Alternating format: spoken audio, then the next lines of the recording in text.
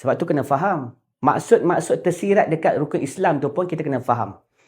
Sebab rukun Islam, puasa tu dia menunjukkan kita kena bawa satu kehidupan yang menahan diri. Yang menahan diri. Kehidupan yang menahan diri.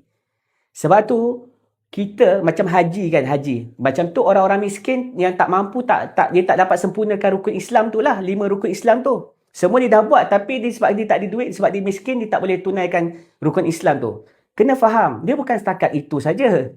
Sebab haji, maksud haji, dia adalah kesatuan.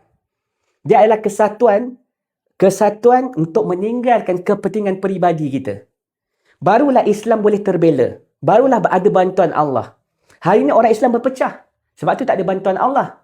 Sebab tu kita kena faham, haji, maksud haji, sebab tu kalau kita pergi haji, kan, kita akan pergi semua, kita tak boleh cukur, kita tak boleh potong kuku, kita tak boleh berjimak, kita tak boleh buat tu, tak boleh buat ni, tak boleh potong rambut, tak boleh macam-macam tak boleh buat. Sebab apa? Sebab dia ada hukum-hukum Allah.